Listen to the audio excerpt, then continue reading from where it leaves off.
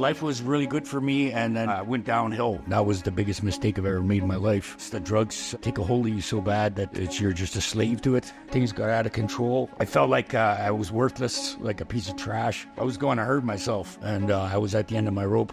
One day you can be up at the top of the world, and the next you could be living under a bridge like I used to. A few months ago, I was traveling through northern Canada when I stumbled into a small town and went into an Indigenous museum and noticed a man carving interesting art. Now, when I got to speaking to this man, I quickly realized he has a story unlike anything I've ever told on this channel.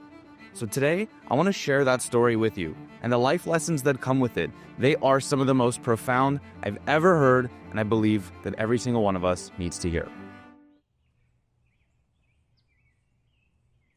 How old are you? I'm 48 years old. What does it feel like to be 48? I've done jewelry for 25 years, so I sit in a chair a lot, so I'm noticing my back is starting, so I'm starting to have to exercise more and, take care of myself. You were telling me an interesting story about how you ended up here, if you don't mind sharing. Yeah, I used to live in the Yukon when I was like 5 years old, and then I moved down south to Vancouver.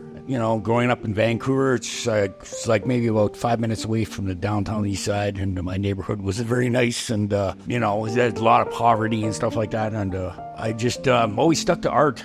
I used to skip school, so I would go to the library because I knew I was part native, half native. So I always wanted to find out about my history, my people's history. I felt like there's a piece of me lost that I needed to rediscover. And then the art just amazed me. You could see it, the power in the masks and the sculptures and the boxes and stuff. It has its own spirit, and you could tell that it was very high prized, like its treasure.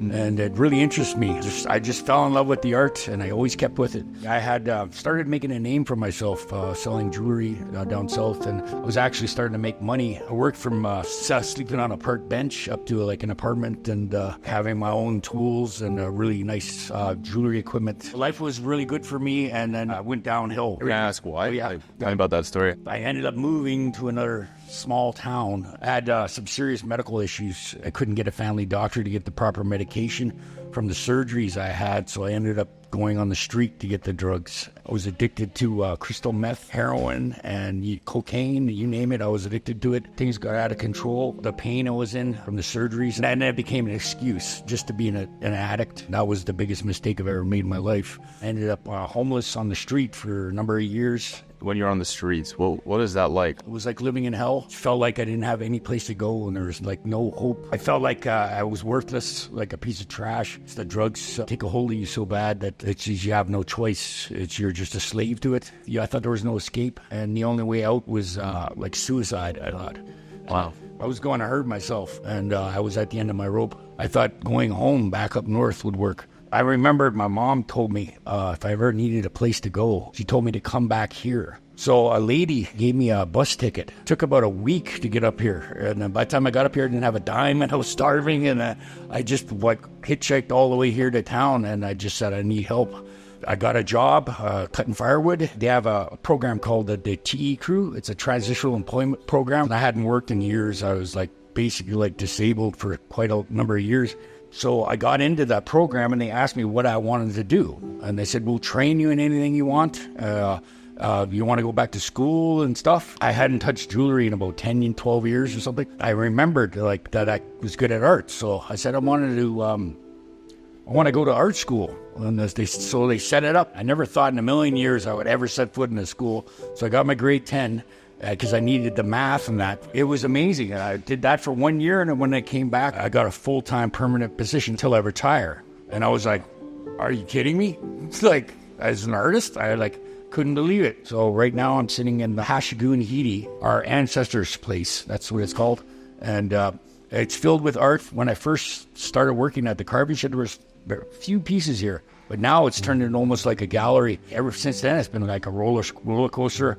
I went from living in a tent to a trailer, a little small trailer with a wood stove. Now I own my own house. I don't know, the way things have been going for me, it's like just a roller coaster. Life is, just hang on and enjoy it, I guess. If you could give someone listening, someone watching, just one truth about life that you wish everyone knew. One day you can be up at the top of the world, and the next you could be living under a bridge like I used to. It's all about your attitude. It's hard, though. Addictions are very hard. Trauma is the worst addiction there is. If you start changing your attitude, like life changes, right? You start seeing the brighter side instead of the negative side, and good things start happening. That's what I noticed. Everything could be going wrong for you, and everybody around you could be negative and stuff like that. But if you really try to find a center, your core, like if it's a religion for you or whatever it is you need to hang on to that grounds you, every day you get up and have gratitude, give thanks for your life every morning, good things will happen. Instead of getting up and being negative right off the bat, you got to catch those thoughts and flip it around. Just do it immediately, first thing in the morning. Be happy, be grateful for what you have, your life, your health, because it could all go south in like 1 second. And yeah, that's it. Thank you for sharing. Yeah. I really enjoy the Yukon, and that's such a beautiful place. Congratulations. Yeah. Well, thanks a lot, guys. Thank you so much for watching this video. Thomas's life lessons are truly incredible. He was able to figure his life out. If you are someone who is still trying to do that, this goal-setting journal right here is the perfect tool to do so.